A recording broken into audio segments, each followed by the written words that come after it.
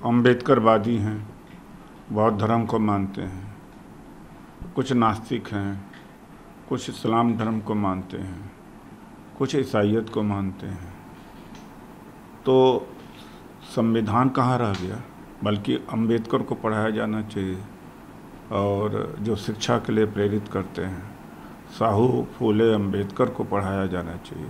लेकिन जो संविधान है उसके आत्मा के ऊपर अतिक्रमण है जो उत्तराखंड की सरकार कर रही है। अम्बेडकरवादी हैं, बौद्ध धर्म को मानते हैं, कुछ नास्तिक हैं, कुछ इस्लाम धर्म को मानते हैं, कुछ ईसाईयत को मानते हैं। तो संविधान कहाँ रह गया?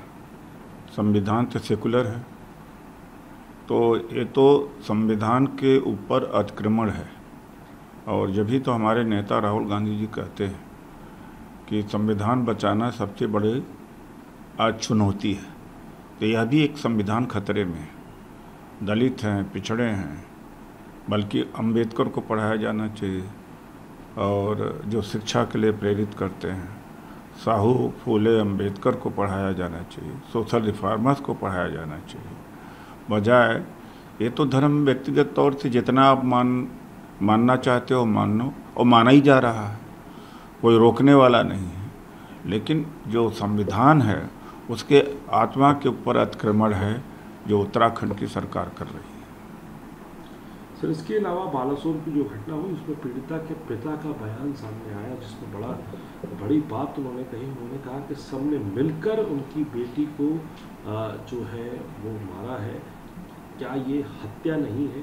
उन्होंने कहा कि कोई कॉन्स्पिरेसी लगाई गई, जिसमें कॉलेज में वो बोलती थी, पसंद नहीं आई बात, तो सबने मिलकर कॉन्स्पिरेसी रची कि वो सुसाइड कर ले। क्यों उसको अकेले कमरे में प्रिंसिपल के रूप में बुलाया गया? कुछ ना कुछ ज़रूर हुआ होगा। क्यों उनके साथ में उनके बेटे को नहीं जाने दिया गया, उसके भाई को क्यों नहीं जाने दिया गया? और उन्होंने सरकार से इस बात की गुहार लगाई है कि उनकी बेटी की मौत नहीं हुई, उसकी हत्या हुई है, और अब जो लोग हैं उन पर हत्या का मुकदमा चले।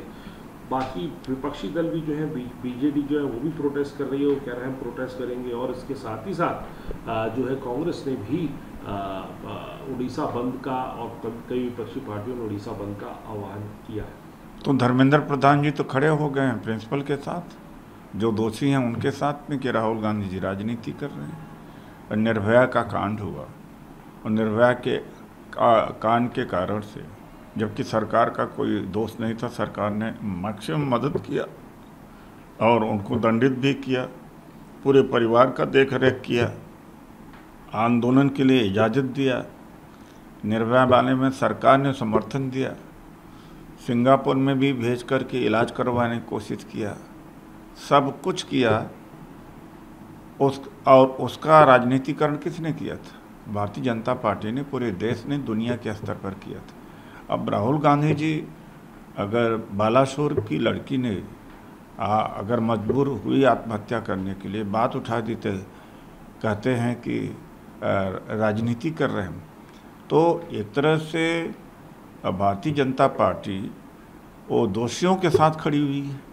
और भारतीय जनता पार्टी हर जगह दोषियों के साथ खड़ी होती, कठुआ में या उन्नाव में, हाथरस में, शाहजहाँपुर में। सबसे पहले भारतीय जनता पार्टी का करती क्या है? जहाँ भी इसके राज्य में जघन्य अपराध, भ्रष्टाचार होते, मानने को तैयार नहीं होती। जब जनता का दबाव बनता है तब जाके कुछ होता है। इनको दिखाई पड़ता है बंगाल में ही, दिखाई पड़ता है कर्नाटक में ही दिखाई पड़ता है, अपने सरकारों में नहीं दिखाई पड़ता है।